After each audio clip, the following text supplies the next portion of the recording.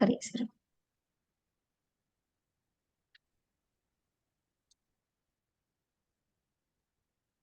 वंदो सद्गुरु चरण को, करूं सुप्रीम प्रणाम। अशुभ हरण मंगल करण, धनी श्री देव चंद्र जी नाम। प्रथम लागू दो चरण को, धनी ए न छुड़ाइयो खिन। लाख तली लाल एड़िया, मेरे जीव के यही जीवन। इन चरण तले पड़ी रहूं, तनी नजर खोलो बात नू। पल न वालू निरखूं, नेत्रे मेरे जीव के ही जीवन। मेरे जीव के ही जीवन।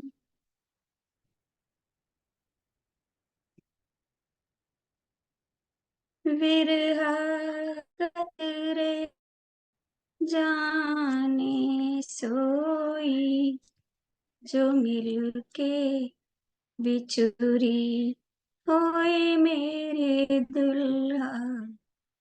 मेरे दुल्हा, जमीन बिछुरी जलते, या गति जाने सोई मेरे दुल्हा।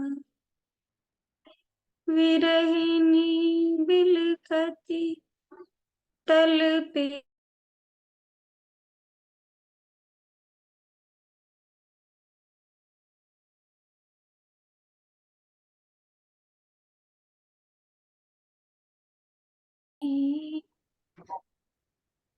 कहे सुहागिन बिछुरा तेरा वल्लभा।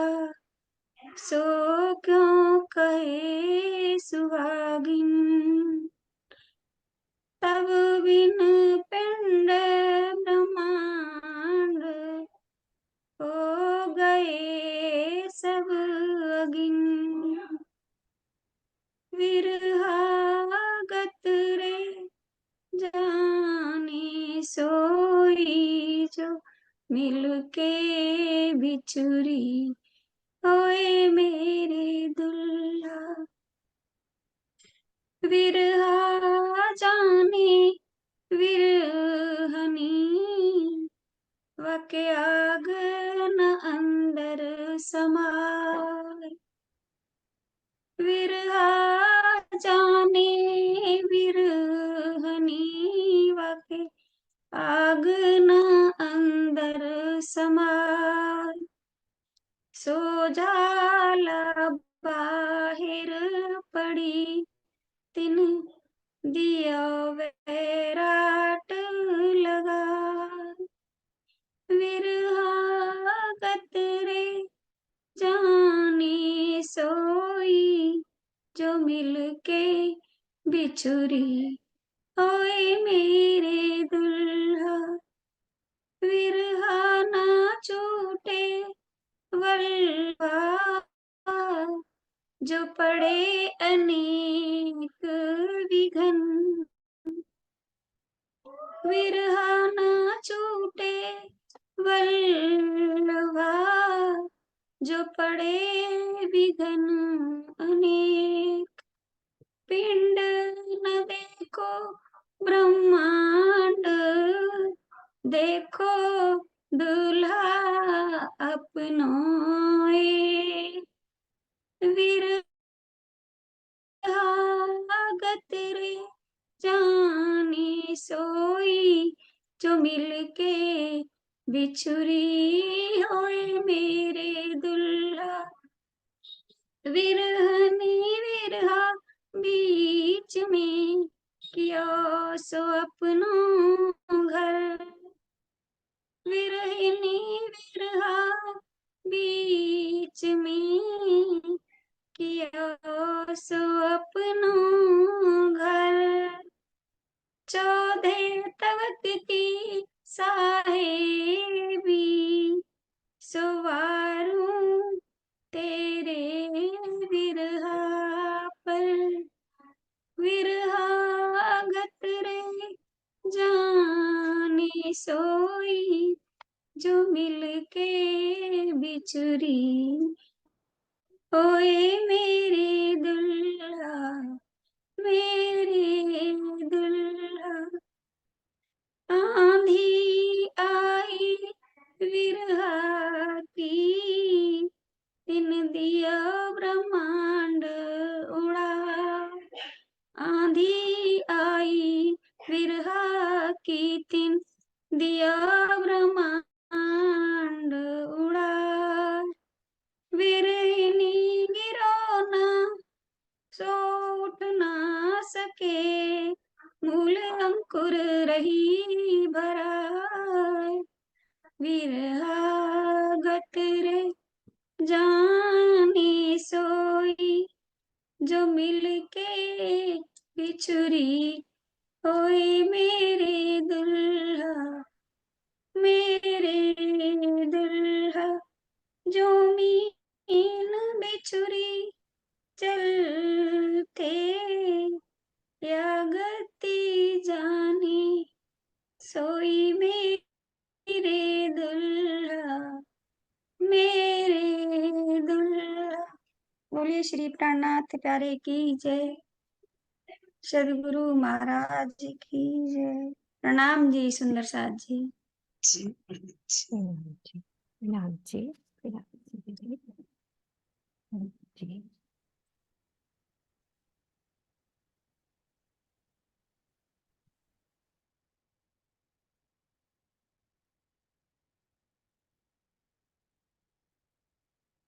हाँ जी सरोज जी, प्रकरण कौन सा था हमारा?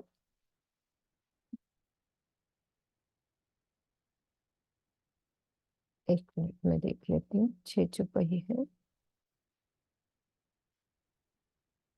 प्रकरण 10 चल रहा है, चौपाई 6 हो गई है हमारी। 7वें चौपाई से शुरू करते हैं सुंदर साथ जी। बाहिर भेख देख भुलाने, तुम भीतर खोज न कीनी, भागवत वचन वल्लभी टीका, तुम याकी सुध न लीनी। आपने अपने गुरुजनों की उस बाहरी वेशभूषा को ही देखा। श्री महामती जी वर्णन कर रही हूँ वैष्णव का जो चल रहा था उनको, जो त्याग का प्रदर्शन करने वाले होते हैं, आप उसी में आकर्षित होकर ब्रह्म जाल में फंस गए। आपने ये जानने का प्रयास नहीं किया कि उनके अंदर ब्रह्म ज्ञान है या नहीं। श्रीमद् भागवत के वचनों तथा उस पर श्री वल्लभाचार्य जी द्वारा लिखी गई सुबोधनी टीका का भी आपने चिंतन नहीं किया। किरण दीदी, ये सुबोधनी टीका में क्या है? एक सेकंड, किरण दीदी को देखते हैं। हेलो हाँ जी किरण किरण दीदी, दीदी। है। किरण दीदी, ये जो सुबोधनी टीका है उसके अंदर क्या है मतलब? इसके अंदर ना हम्म, अखंड लीलाओं का वर्णन है अच्छा। जो हुई। वल्लभाचार्य जी ने उसका अखंड रास का वर्णन तो करना चाहा, हम्म नींद तो लगाई, लेकिन हम्म आखिर में आकर के यही घटा दिया, यहाँ पर के लीलाओं में घटा दिया। पर उसकी अच्छा। किताब को काफी माना जाता है, उनकी जो उन्होंने टीका किया वल्लभाचार्य जी, इसीलिए हम्म। उनको कौन सा मिलता है अपना, क्या 82वां जो है ना पक्ष, अच्छा अच्छा, वल्लभाचार्य का। पक्ष। और 83 में पक्ष है कबीर उनका पंचवासनाओं का। ये वही बिल्कुल वल्लभाचार्य थी, उनके टीका का नाम सुबोधनी टीका है। ठीक है। ठीक है ना? हाँ जी बिल्कुल समझ में आ गया। हम्म। ए तो हाथ में वस्त कहूँ दूर न देखाऊं, तुम देखो खोज विचारी, साच झूठ को प्रगट पार को, कोई निकसो इन अंधारी। तुम्हें कहीं दूर जाने अर्थात कहीं ग्रंथों में खोजने की आवश्यकता नहीं है। वल्लभाचार्य जी द्वारा रचित इस सुबोधनी टीका में ही सत्य की खोज की इच्छा से विचार पूर्वक चिंतन कीजिए। मामती जी कह रहे हैं उनको कि इसमें विचार पूर्वक चिंतन कीजिए। अखंड ब्रिज और ब्रिज मंडल यानी कि सत्य और झूठ अर्थात मायावी जगत की स्पष्ट पहचान इस टीका से हो सकती है। इस मायावी जगत के अंधकार से कोई तो निकले। भवसागर और भागवत या की कुंजी एक समारी, ए दो ताले दो दरवाजे, कोई खोल ना सके संसारी।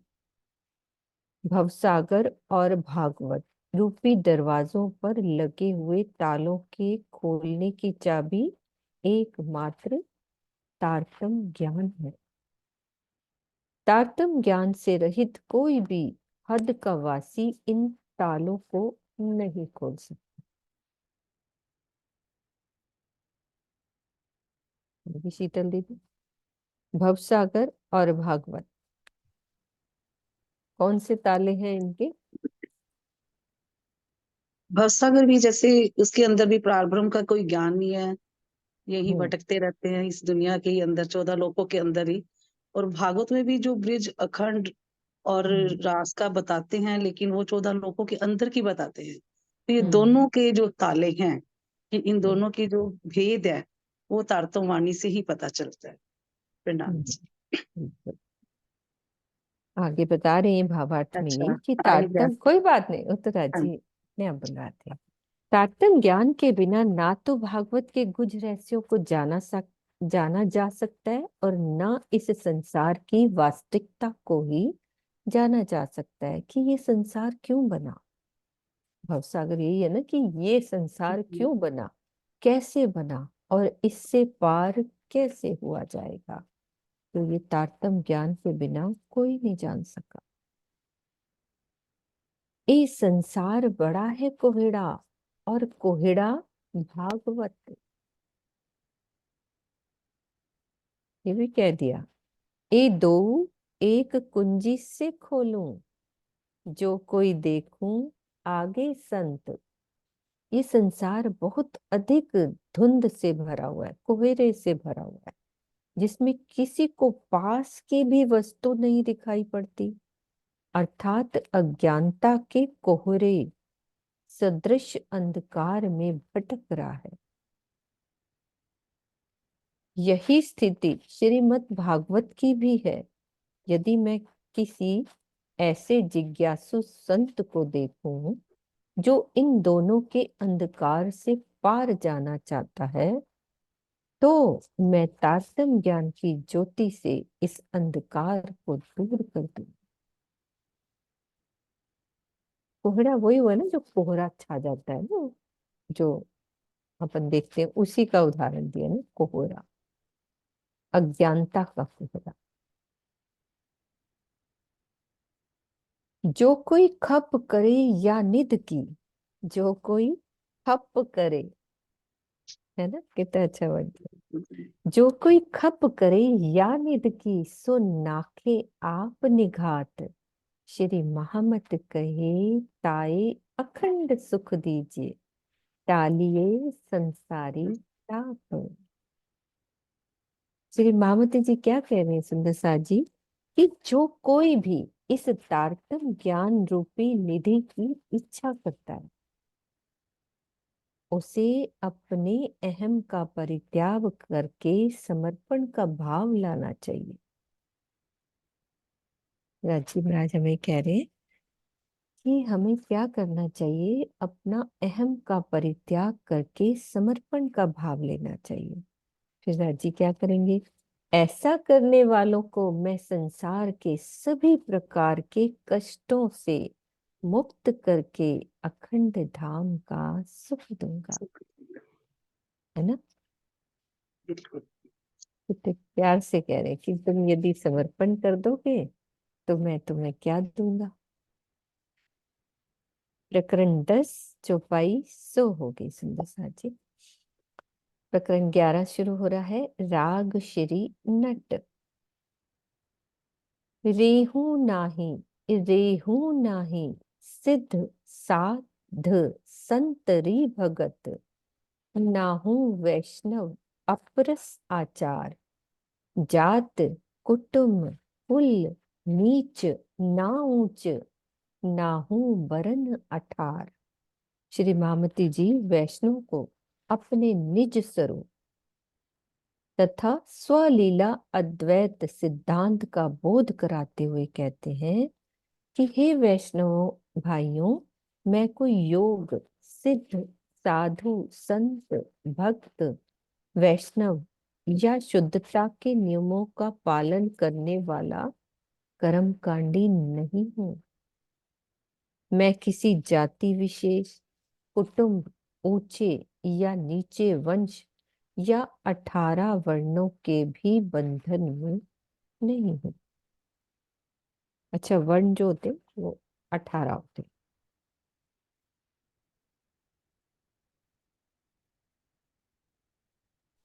वर्ण शब्द रे हो गए ना, हाँ जी, नहीं वर्ण शब्द हो गए ना, शब्दों के नहीं नहीं बंधन में नहीं नहीं है। नहीं नहीं नहीं नहीं, नहीं नहीं, ये शब्द नहीं ये है। ये वो शब्द हम्म, नहीं, वर्ण होते हैं ना। ये मतलब कि ये जैसे जाति होती है ऐसे 18 वर्ण भी होते हैं, है ना? उसी तरह से ही है ना किरण दीदी? हाँ, थोड़ा बिजी लग रही है ना किरण दीदी? हम्म, वर्ण जो होते हैं, 4 वर्ण होते हैं वैसे ना, तो ये क्यों ब्राह्मण लिखा है? क्षत्रिय वैश्य और शूद्र। वर्ण ये वैसे ये ना सतोगुनी रजोगुनी तमोगुनी में भी आता है। ऐसे 4 वर्ण होते हैं। कईयों का जो ब्राह्मण तत्व होता है उसका लाल रंग होता है। ऐसे अच्छा करके मतलब 4 वर्ण। वैसे लोगों ने 18 वर्ण बना रखे हैं। वैसे अच्छा मेन जो है वो 4 ही वर्ण होता अच्छा, आपके बिना हमारी गति नहीं है, हमें समझ नहीं आता। है। अरे मैं पता कहाँ बैठी हूँ, क्या तो बताऊँ मुझे पता आपको। है। नहीं नहीं नहीं, मैं वैसे कह रही हूँ, कई जगह अटक जाते हैं। हम्म, कोई ऐसी बात नहीं, राज्य कोई करा दो। बात नहीं, हाँ राजी कराएंगे बिल्कुल। रेहू नाही व्रत दया संझा, अगिन कुंड नाहू जीव जगन, तंत्र न मंत्र भेख न पंथ, नाहू तीर्थ तर्पण। भिन्न भिन्न प्रकार के व्रतों के पालन, प्राणियों पर दया, संध्या, हवन, जीव के द्वारा आत्मबोध होने से जो लोग ब्रह्म प्राप्ति मानते हैं, मैं उनमें से भी नहीं हूं। विभिन्न प्रकार के तंत्रों तथा मंत्रों की साधना करने, अनेक प्रकार की वेशभूषा तथा संप्रदाय धारण करने, तीर्थों में वास करने एवं तर्पण आदि की क्रियाओं से परब्रह्म प्राप्ति की आशा करने वालों में मैं नहीं हूँ। वो दुनिया के जितने भी तरीके हैं ना, उन्होंने बता दी कि मैं ये नहीं हूँ।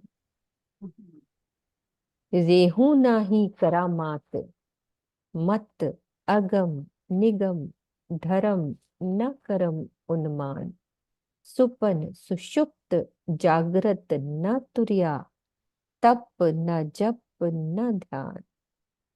योग साधना से प्राप्त होने वाले चमत्कारों के प्रदर्शन, वेद शास्त्रों के सिद्धांतों के ग्रहण, अनुमान पूर्वक धर्म एवं कर्म योग को ही ब्रह्म साक्षात्कार मानने वालों से मैं अलग हूं। जीव के जागृत, स्वप्न, सुषुप्ति तथा समाधि की तुरीय अवस्था में होने वाली अनुभूतियों, जप तप तथा साकार एवं निराकार के ध्यान को भी मैं परब्रह्म प्राप्ति नहीं मानता। दुनिया तो यहीं तक पहुंची है निराकार से। आप धीरे धीरे एक को क्लियर करो ना। हाँ, ऐसे करो करो जल्दी दीदी। जल्दी क्योंकि मैं नहीं करूंगी। आप एक एक से पूछो, बात करो, तभी ठीक है। सुंदर सबको क्लियर होगा। नहीं, ये हम्म। मेन करण, ठीक है, हाँ जी हाँ जो जी आप कर दीदी। रहे हो, इसको और अच्छी तरह से एक एक, जैसे व्रत क्या है, कर्म अच्छा कांड क्या है, मतलब कुटुम्ब कुबिले, हर चीज चीज क्या है, साध क्या है, संत क्या है, इनमें मैं ठीक है। नहीं हूँ। क्रम की बात सब करोगे तो हम्म। अच्छा लगेगा। ठीक है, ठीक है दीदी। ठीक है। आराम से इसको करो। ठीक है दीदी। सुंदर सा जी सब बोलेंगे इसमें कि योग साधना से प्राप्त होने वाले चमत्कारों के प्रदर्शन, वेद शास्त्रों के सिद्धांतों का ग्रहण। इसमें क्या आएगा, जिस सुंदर साथ को आता है अपना रीजन कर सकते हैं कि अनुमान पूर्वक धर्म एवं कर्म योग, ये क्या चीज होती है। बाकी नहीं तो किरण दीदी थोड़ा थोड़ा तो बोल ही लेंगी, ऐसी कोई बात नहीं, उनकी आवाज आ रही है। हाँ जी, किसी को क्लियर है?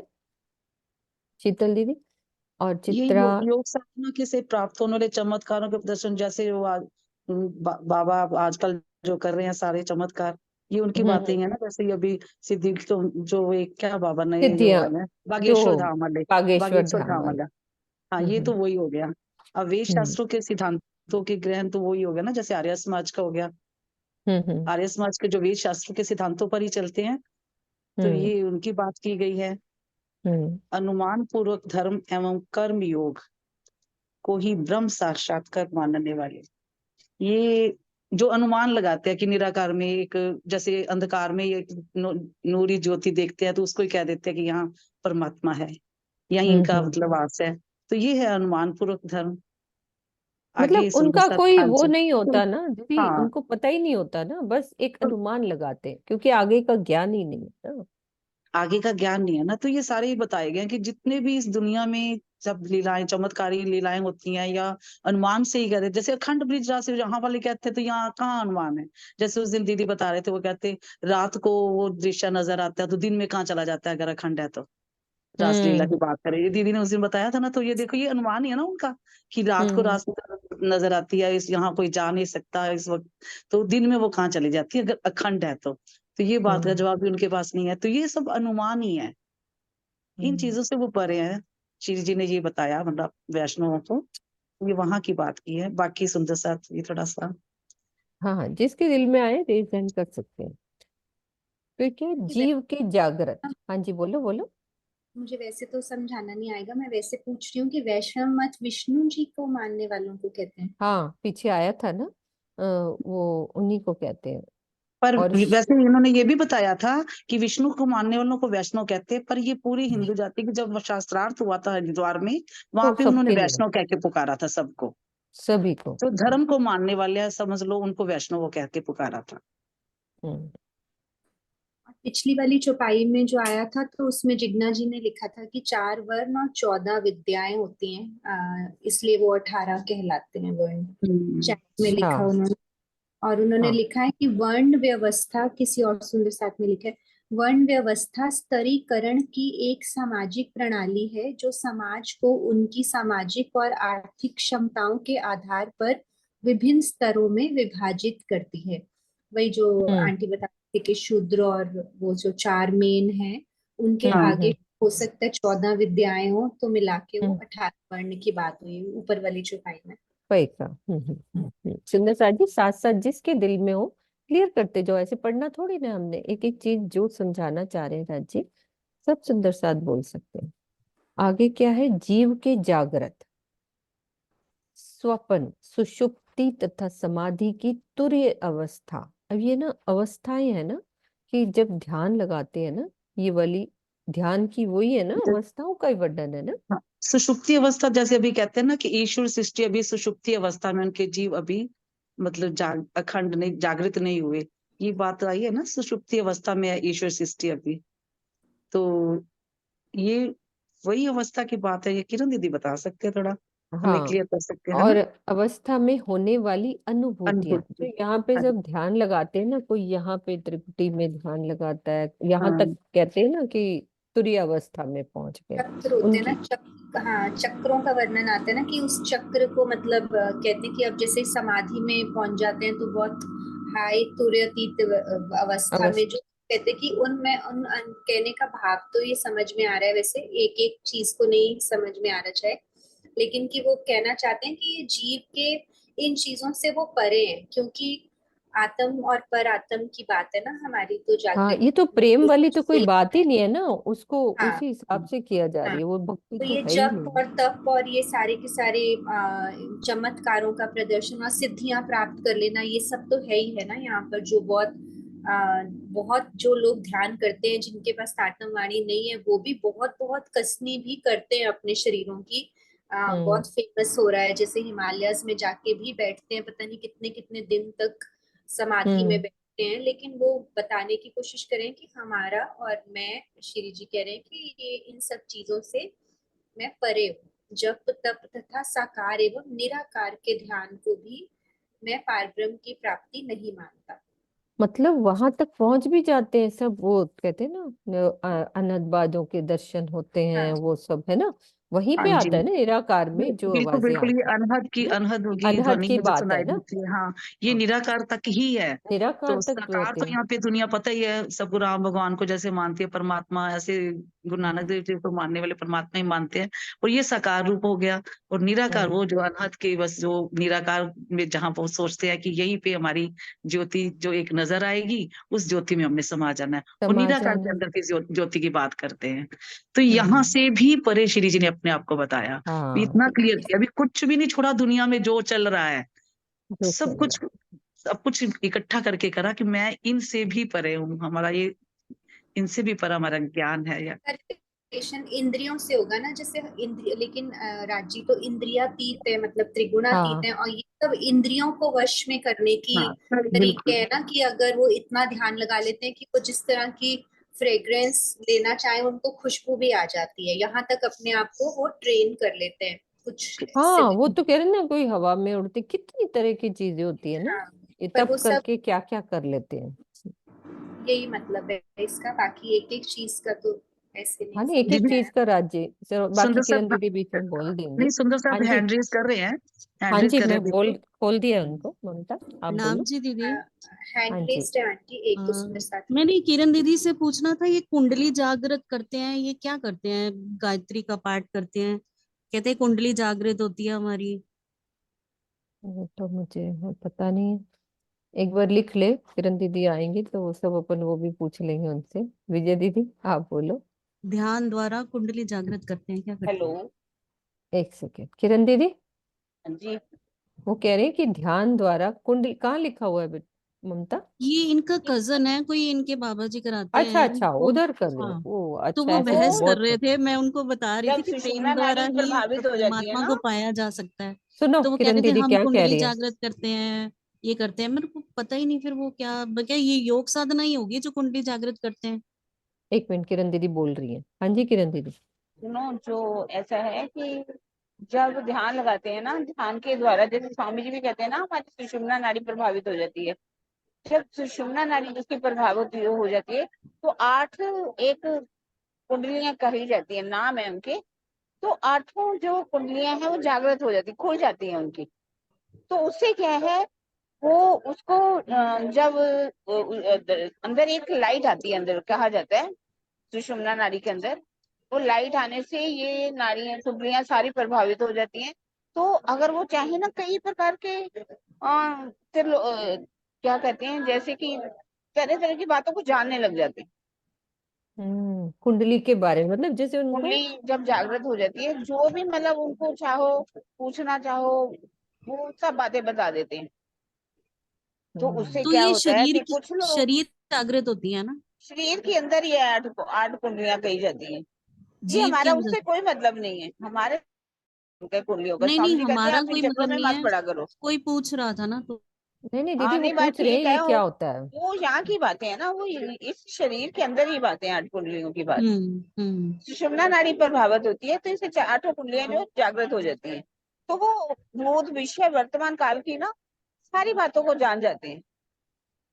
अंतर्यामी तो जिसको कई कहते हैं लोग ना कोई। इसी को अच्छे रास्ते पर भी लगा देते हैं, अपना ध्यान ऊपर की तरफ लगा देते हैं, बेहद में भी पहुंच सकते हैं। वह से वरना लोग जो है वो चमत्कारों में पड़ जाते हैं, बताना शुरू हम्म करते हैं। जैसे कि बागेश्वर धाम है, तो इन्होंने, इनकी कुंडलियां ही जागृत हो गई ना, इनकी सुषुम्ना नाड़ी प्रभावित हो गई, भूत विषय वर्तमान सारी बातें जान जाते हैं, तो वो बताना शुरू कर देते हैं। इसको चमत्कार की भी बात कही गई है कि वो चमत्कारों में पड़ जाते हैं। ठीक है। ठीक विजय है ना। दीदी आप बोलो। दीदी मैं तो ये पूछ रही थी, मैं कहा जैसे प्रसंग आता था अपने में में देवचंद जी जब तपस्या के लिए निकले, उन्होंने जब गए वो सब साधुओं में, उन्होंने खोज करी कैसे कैसे उनको वो दिखाए, भी ऐसे करने से, ऐसे जप तप करने से, या कितने उनको वो दिखाए। तो क्या ये सब उसी में गिना जाएगा, ये वाला जो आ रहा है प्रसंग अपना? बिल्कुल बिल्कुल विजय बहन जी, उन्होंने सब कुछ देखा है ना। हाँ तो राज जी तो कह रहे हैं मैं इन चीजों में नहीं हूँ, हाँ, ना भी मैं मैं कुंडली जागृत में हूँ, ना मैं ये चमत्कारों में न हूँ, ना मैं जागृत अवस्था में हूँ, ना स्वप्न में हूँ, ना सुषुप्ति में ना हूँ, ना तुरिया में हूँ।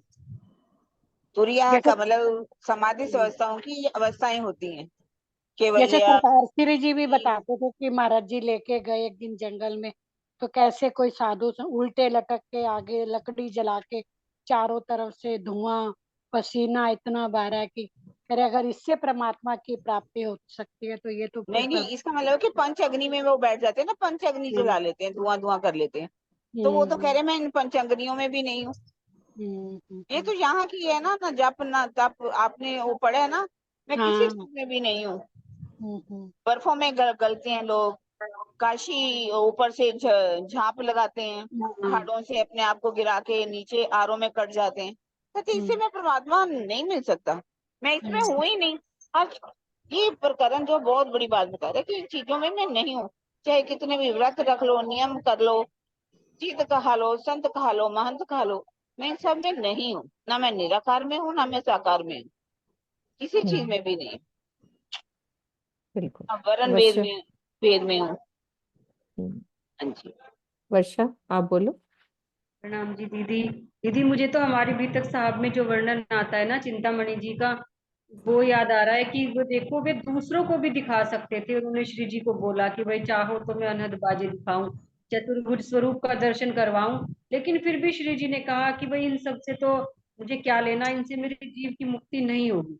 वे दूसरों को भी दिखा देते थे, इतनी ऊंची अवस्था थी। खुद देखना तो एक अलग बात है और दूसरों को दिखाना और भी ऊंची अवस्था है, लेकिन फिर भी श्री जी के वे चरणों में आकर झुके, सभी शिष्यों सहित उन्होंने निज नाम लिया, तो उससे महत्ता स्थापित होती है श्री जी के द्वारा कहे गए वचनों की। और एक बात ये भी है दीदी, कुछ लोग कहते हैं जैसे चमत्कार, तो चमत्कार के बारे में कहते हैं कि एक प्रेमानंद जी महाराज है, वो कहते हैं कि चमत्कार देखना है तो फिर जादूगर के पास जाओ। साधु संतों के पास चमत्कार नहीं होते, उनके पास चमत्कार कैसे होते हैं, वे तुम्हारे मन को ही बदल देते हैं। उनके पास ऐसा चमत्कार होता है कि वे तुम्हारे मन को बदल देते हैं। जब तुम्हारा मन ही बदल जाएगा तो तुम्हारे कर्म अपने आप बदल जाएंगे। वो सबसे बड़ा चमत्कार होता है जो साधु सन्यासी करते हैं, ये झूठ का दिखावा नहीं। प्रणाम जी दीदी। प्रणाम जी। हाँ जी सुषमा। प्रणाम। किरण हाँ माता जी। जी से ना ये सुषुप्ति अवस्था पूछना, कहते हैं ना कि योग माया के ब्राह्मण में भी ना ब्रज में जो आई थी ना उनके जीवों को सुषुप्ति अवस्था में रखा गया था, क्या होती है ये? हम्म। मतलब सुषुप्ति अवस्था होती है ना, जागृत होती है ना स्वप्न होती है, एक ऐसी ध्यान अवस्था होती है। मतलब उनका ध्यान तो लग जाता है, यहीं पर का ही ध्यान होता है, ऊपर का ध्यान नहीं होता। तो वो अवस्था में उन्होंने कहा जो जीव थे सुषुप्ति अवस्था में थे, मतलब उनको सुषुप्ति अवस्था में निराकार और बेहद के मंडल में ब्रिज के जीवों को रखा गया था। बाद में उनको खंड किया गया ना, वो सुषुप्ति हम्म। अवस्था कही गई। एक ध्यान अवस्था है ये, और कोई ऐसी बात और ध्यान की तुरिया अवस्था। माता जी, है। हेलो। तुरीय तुरिया अवस्था। ये हमारी वो भी है ना, ये बबीता दीदी ये भी जानती होंगी, तुरिया तुरिया तीर्थ। हाँ जी किरण दीदी, आवाज हाँ आ जी रही हाँ है? जी। तुरीय हाँ जी। अवस्था। देखिए ऐसा है, तुरीयावस्था वो अवस्था होती है एक निर्बीज अवस्था होती है, एक कौल्य अवस्था होती है ना। तो उससे निकल करके वो तुरीयावस्था होती है, जिसमें एक में तो जो निर्बीज अवस्था होती है ना, उसमें जीव को अपना आभास रहता है। और जब हम्म। आगे बढ़ता है तो अपना जीव का भी उनको आभास समाप्त हो जाता है। और उसके बाद जब प्रेम की अवस्था में डूब जाते हैं ना, प्रेम में, तो तुरीयातीत कह देते हैं उसको, तुरीयातीत। हम्म। प्रेम में डूब जाना, प्रेम की एक मक्कड़ तार होती है। मैं अगर आप कहूंगी तो कल मैं आपको थोड़ा लिखा हुआ दिखाऊंगी, कल तो नहीं, मैं मंडे को दिखा सकूंगी। ठीक है ठीक है। दीदी, कल तो वैसे भी नहीं होएगा। ठीक है हाँ दीदी। हाँ कल जी, नहीं। एक मिनट, बबीता दीदी बोलेंगी कुछ। हाँ हाँ जी। हाँ जी। हाँ प्रणाम जी। असल में ये तुरीय अवस्था जो होती है, ये ध्यान की चौथी अवस्था होती है, तुरीय अवस्था। और इसमें क्या होता है कि मन और बुद्धि बिल्कुल काम करना बंद कर देती है, यानी कि मन हमारा समाप्त हो जाता है। तो मन ही वो जमीन होती है एक तरीके से जिस पर विचार उत्पन्न होते हैं। तो मन भी एकदम बंद हो जाता है और हमारी बुद्धि भी समाप्त हो जाती है एक तरीके से, वो भी काम करना बंद कर देती है और हम ऐसी अवस्था में हो जाती है, नहीं ना सुषुप्ति ना जागृत ना स्वप्न वाली स्थिति होती है।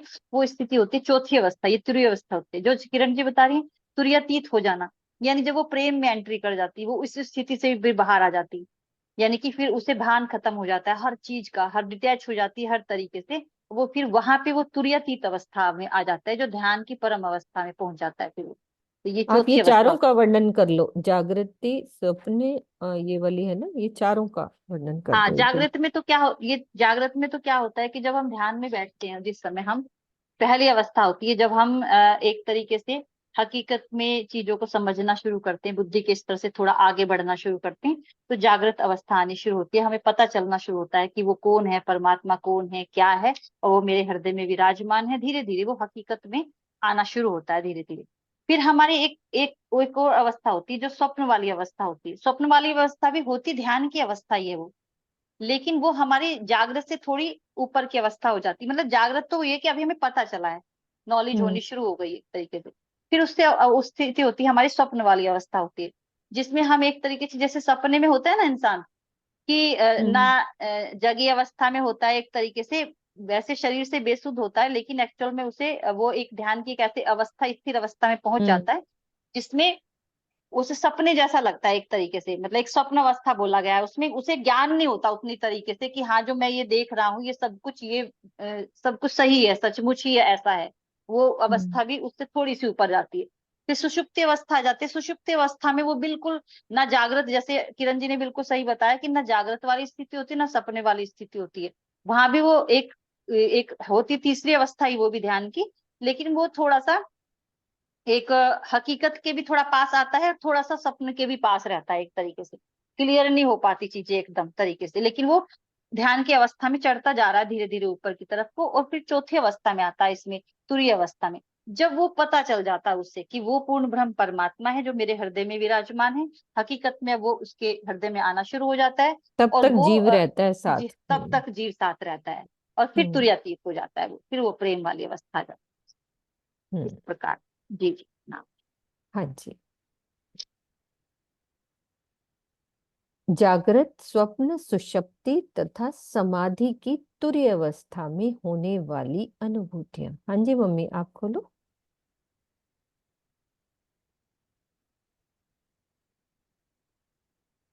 अनम्यूट करो एक बारी मम्मी।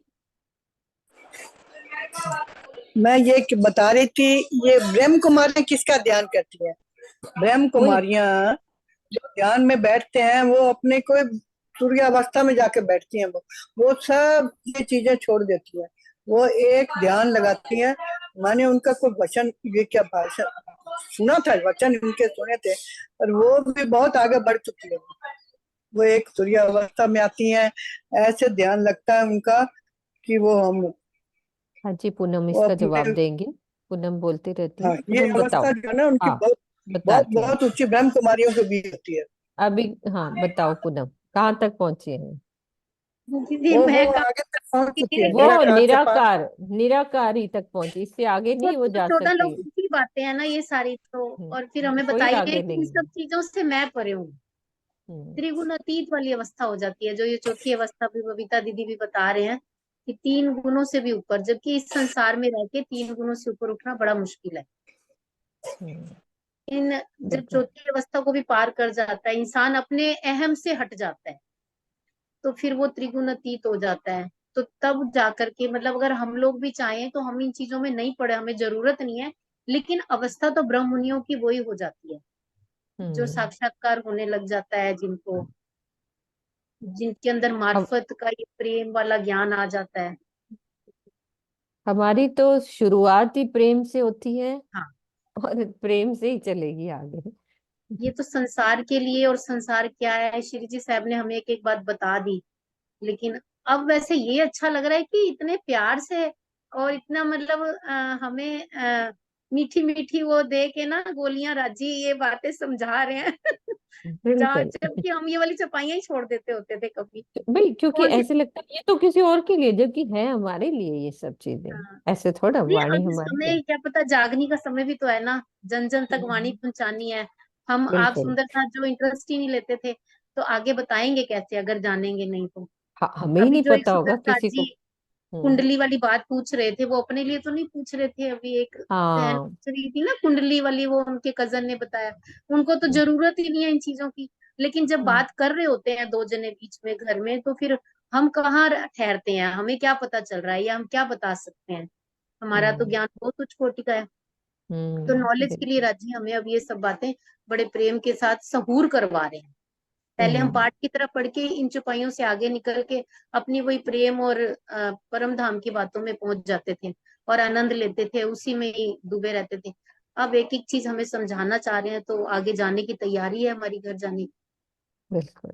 ये इलम का सागर है, मेरा इसके जी तैयारियां ही साथ करवा रहे हैं आज, चुपके चुपके धीरे हाँ, धीरे। हम्म, चलो आगे समझ आ चलते रही है कि नहीं हैं। आ रही, लेकिन इंटरेस्ट बढ़ा रहा है, बैठे हैं। मतलब मैं ये सोच रही हूँ कि छोड़ने को दिल नहीं है, नींद भी नहीं आ रही।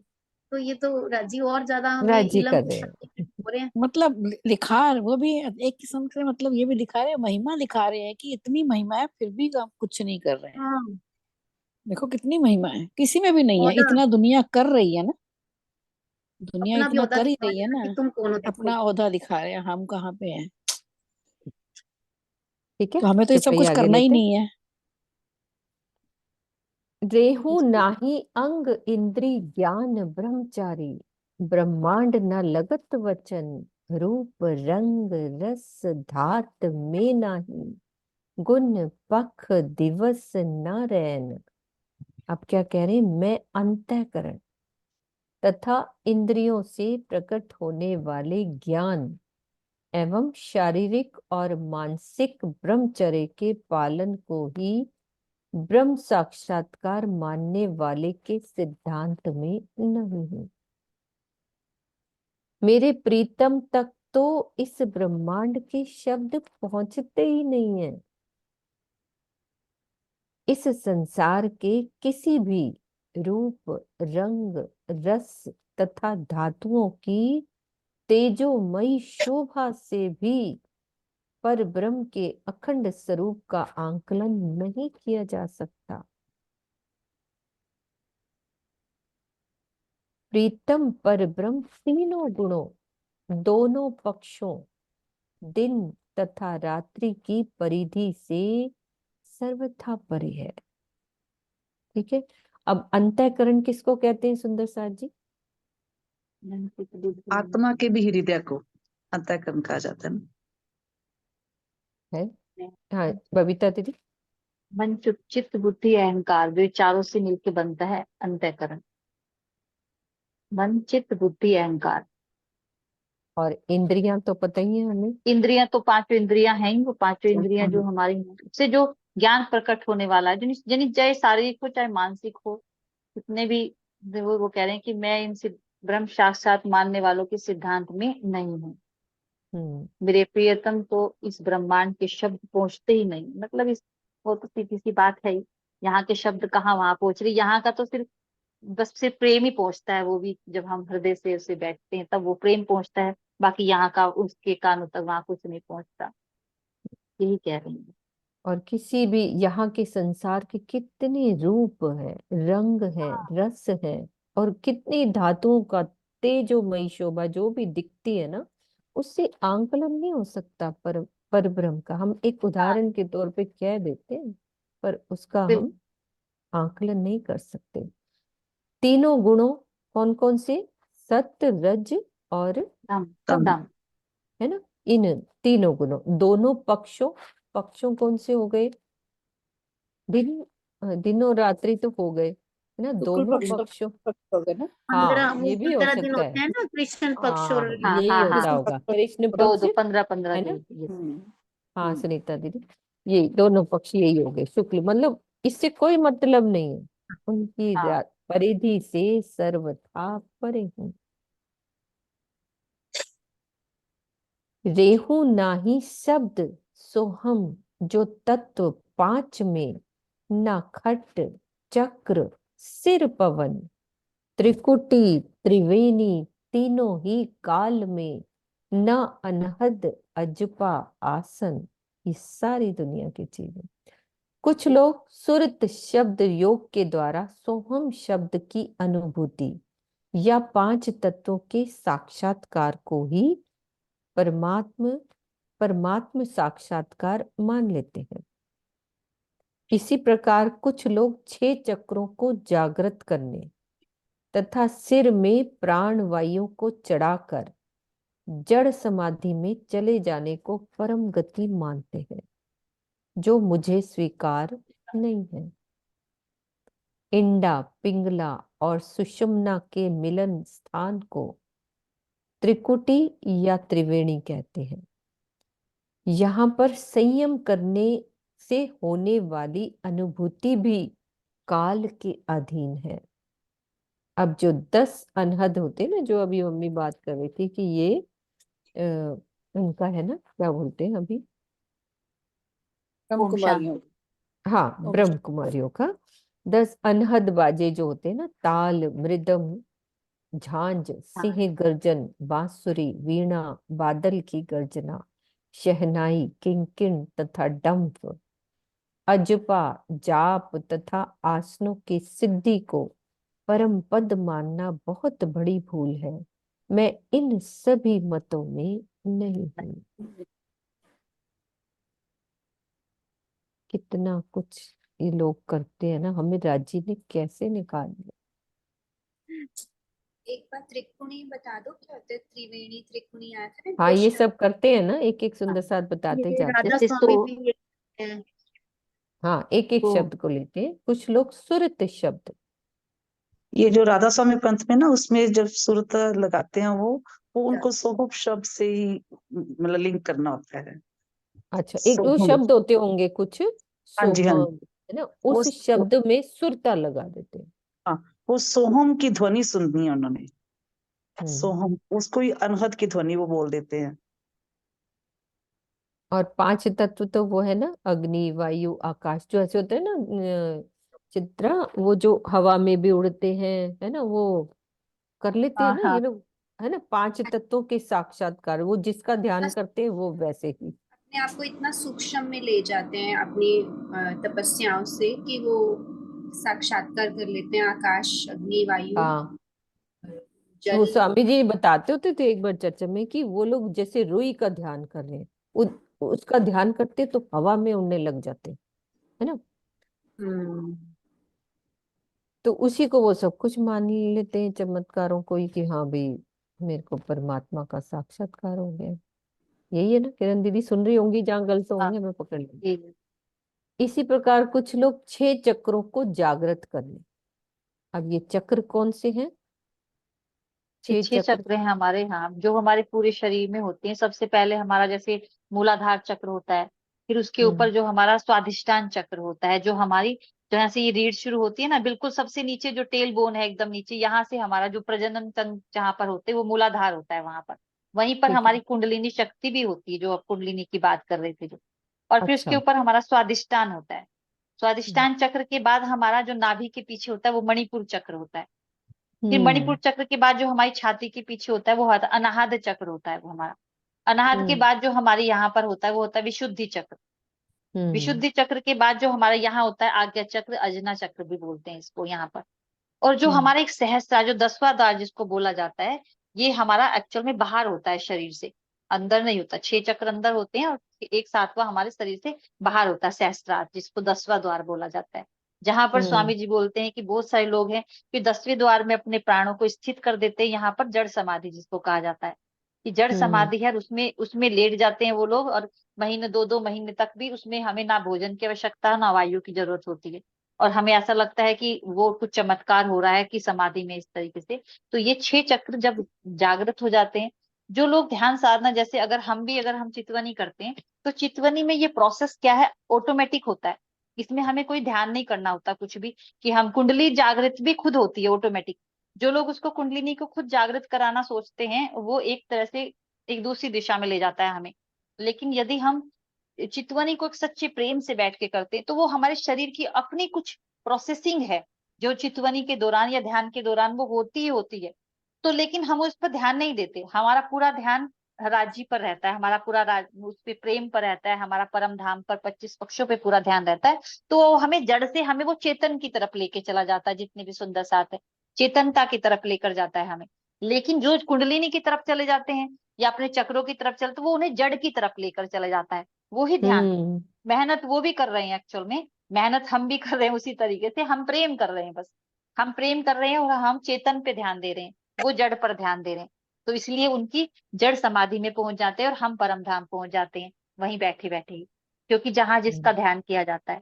तो ये स्वाभाविक है बहुत सारी चीजें। जैसे ये बहुत बार इनकी बातें आती हैं, जो आजकल बागेश्वर धाम की जो सिद्धियों की बात होती है। अगर योग दर्शन को हम पढ़ें, योग दर्शन में जो 4 पाद आते हैं, एक से एक हमारा होता है साधना पाद, फिर साधन पाद, सबसे पहले साधना पाद होता है, फिर साधन पाद होता है, विभूति पाद, फिर कैवल्य पाद। तो जो विभूति पाद होता है उसमें हमें परमात्मा रिवॉर्ड की तरह विभूतियां देते हैं, विभूतियां मतलब सिद्धियां देते हैं। तो वो स्वामी जी के पास भी हैं, वो जितने भी सुंदर साथ ध्यान की उस अवस्था तक पहुंच गए होंगे, वो सिद्धियां उनके पास भी हैं एक्चुअल में। लेकिन स्वामी जी जैसे महापुरुष जो संत हैं, वो उस तरह की उनका प्रदर्शन नहीं करते, वो उन यूज नहीं सिद्धियों में, करते। हाँ उनको यूज नहीं करते वो, क्यों? अगर उन्हें यहाँ यूज किया, वो यहाँ यूज किया तो बस अटक गए समझ लीजिए। फिर आगे की जो अवस्था जो पहुंचनी है हमें परम धाम तक, वो वहां पर बाधा के रूप में हमारे सामने खड़ी हो जाएगी। तो जितने भी सिद्ध पुरुष हुए जो सिद्धि कर रहे हैं अभी यहाँ, वो अटक गए एक तरीके से। तो उनकी जो बागेश्वर धाम जी के जो यहाँ पर जो उनको गुरु ने उन्हें क्या कहा, जो मिले वो वहां से जाकर, जो अयोध्या में जो जिन्होंने वो उसमें हेल्प की थी, उनको क्या नाम मैं भूल गई, जो ब्लाइंड है, तो उन्होंने क्या कहा कि बहुत अच्छे हैं ये बागेश्वर धाम, लेकिन इनको ये नहीं करना चाहिए जो ये कर रहे हैं अभी, जो सिद्धियों का प्रदर्शन कर रहे हैं, ये इनके लिए बाधा बन रहा है बहुत ज्यादा। तो ये हमें सिद्धियां सबको प्रोसेसिंग है, क्योंकि ये ऑटोमेटिक होना शुरू होता है जब हम ध्यान करते हैं। लेकिन सदगुरु का यही काम होता है कि वो गड्ढा है एक तरीके का, सदगुरु वहां से हमें हाथ पकड़कर खींच देता है कि नहीं नहीं अभी ये गड्ढा है, तुम्हें हाथ पकड़ लेते हैं और वो वहां से हमें निकाल देते हैं। इसलिए सदगुरु की आवश्यकता होती है, कैसे सदगुरु की, जो हमारे पास सभी के पास है। बिल्कुल, कितना अच्छे से समझा दिया। हाँ जी सुंदर साथ जी, एक मैसेज आया अभी, बबीता दीदी अपना लिंक डाल देंगे मैसेज में उनकी क्लास जी का, जी जी, ठीक है? बिल्कुल बिल्कुल। हाँ जी ठीक है। और क्या आया था, ये 6 चक्र का हो गया, और सिर में प्राणवायु को चढ़ाकर जड़ समाधि में चले जाने को परम गति मानते हैं, है ना? ये हुआ क्लियर?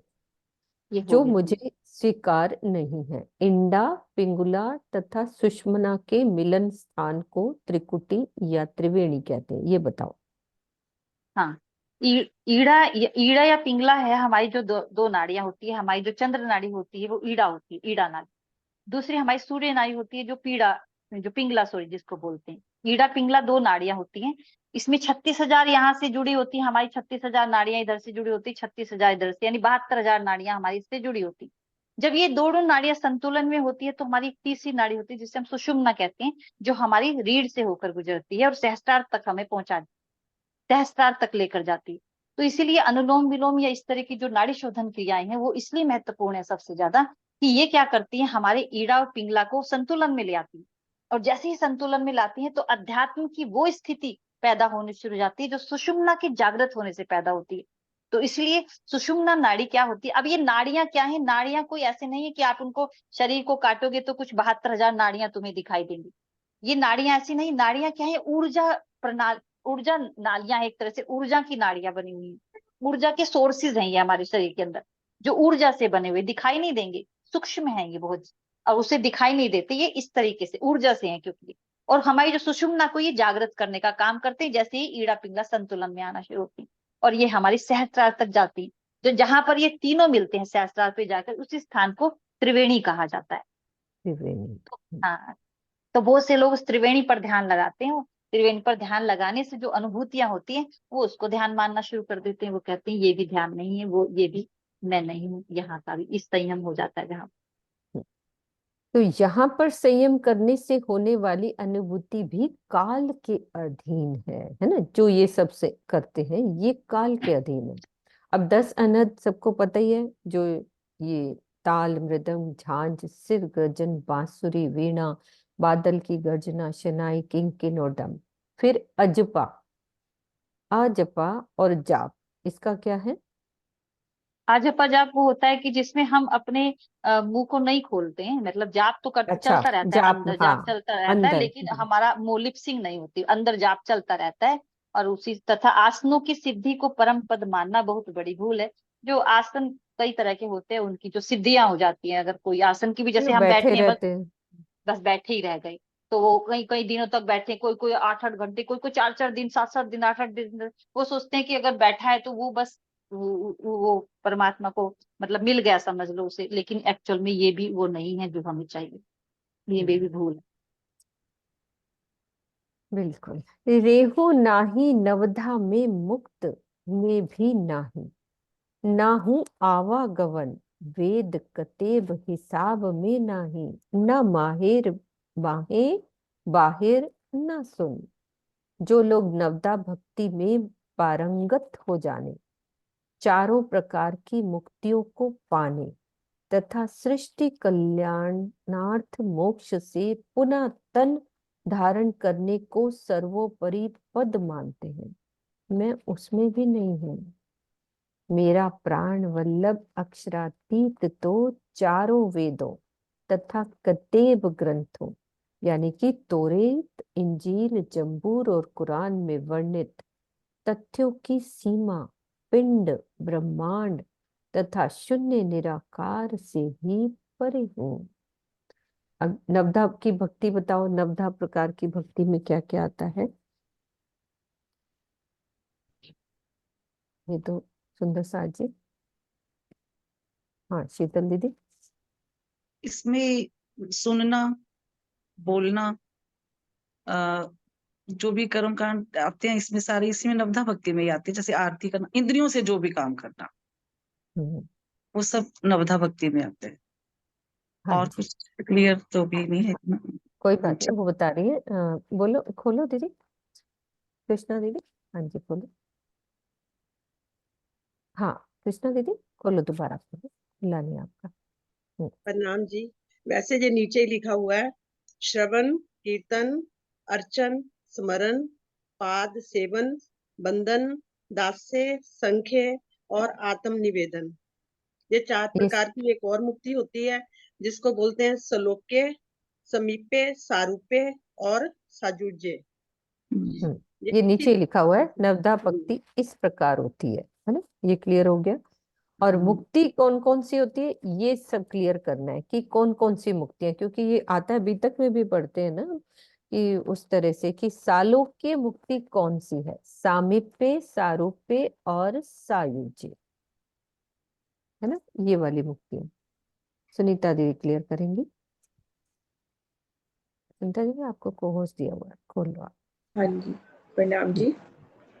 ये 4 तरह की मुक्ति बताई गई है कि जैसे जैसे कर्म करते हैं, तो जैसे बहुत अच्छे कर्म किए तो सतलोक में, जहाँ पे विष्णु और ब्रह्मा, विष्णु और महेश वहां तक पहुंच जाते हैं, तो वहां पे उस तरह की 4 तरह की मुक्ति पाते हैं और फिर वापस आते हैं। तो सालोक्य का मतलब कि उस लोक में पहुंच जाना, कि जो सतलोक है, बहुत अच्छे कर्म किए, जैसे ऋषि मुनि है या कुछ है, तो उन्होंने अच्छे कर्म किए हैं, तो उसके जो स्वर्ग से भी ऊपर स्थान है बैकुंठ, वहां पर वो पहुंच जाते हैं। और सालोक के बैकुंठ को ही बोला गया कि उसी लोक में पहुंच जाना, तो उसको सालोक की मुक्ति बोलते हैं। और सामीप्य की विष्णु भगवान के इर्द गिर्द ही रहना, मतलब सामीप्य मतलब विष्णु भगवान के समीप में, उनके सानिध्य में ही रहना, तो वो हो गई सामीप्य मुक्ति। और सारूप्य की उनके जैसा ही रूप धारण कर लेना, उनके ही लोक में, जैसे 4 तरह की, चारों उनकी बैकुंठ की बताई गई है कि उनके जैसा ही रूप धारण कर लेना।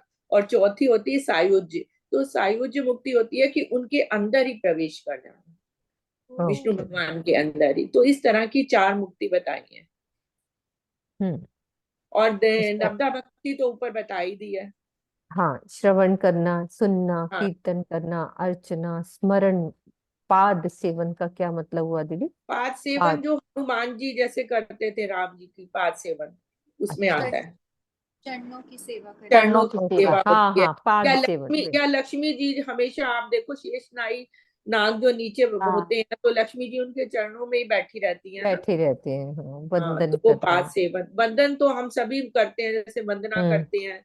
दास से दास से भी आती है। दास भक्ति। दास हाँ भक्ति नहीं, सेवा। दास भक्ति हनुमान जी की आती है। हनुमान जी। हनुमान जी हाँ, की दास भक्ति है। अक्षय भक्ति आएगी ये उनकी सुदामा जी की। साखे, हाँ, सखा साके भाव तो से। हाँ, सुदामा सखा जी भाव से। या है ना। अर्जुन जो कृष्ण जी को भी सखा भाव से ही उन्होंने करा। हम्म, वो उस तरह से, इस तरह श्रवण तो हम सभी करते हैं, जैसे करते। श्रवण सुनते हैं, कीर्तन भी करते हैं, मतलब अर्चन भी हाँ, करते हैं। ये सब हाँ, नवदा भक्ति में ही आता है जो हम ये करते हैं, ये हाँ जी। नवदा प्रकार की भक्ति में। मतलब स्वामी जी और ने बताया कि ये सबसे परे हैं। हाँ, हाँ, इन इस सब चौपाई में आवागमन का तात्पर्य 84 लाख योनियों में भटकना नहीं, बल्कि गीता के उस कथन यदा यदा ही धर्मस्य, आगे चौपाई आती है ना, यदा यदा ही ही धर्मस्य धर्म से ग्लानिर्भवति भारत ग्लानिर्भवति भारत भारत अभ्युत्थानम अधर्मस्य संभवामि युगे। संभवानी युगे युगे। युगे युगे से है, मतलब कि ये 84 लाख योनियों में भटकना। ये चौपाई में क्या आया था हमारे कि नाहु आवागमन, हाँ ये वाला, ये वाले, जिसमें महापुरुष संसार के कल्याण के लिए बार बार तन धारण करते हैं। वो कहते हैं मैं इसमें भी नहीं हूँ कि जब, जैसे कृष्ण जी ने कहा कि जब जब धर्म की हानि होती है तो मैं दोबारा आता हूँ, तो कहते हैं मैं इसमें भी नहीं हूँ जिसमें महापुरुष संसार के कल्याण के लिए बार बार तन धारण करते हैं। होगी ना हाँ अभी ये वाली तो ये चौपाई। जो 4 तरह की मुक्ति भी बताई है ना, इसमें भी कुछ समय के लिए वो लोग वहां पर रहते हैं, फिर उनको हाँ, हाँ, आना पड़ता है।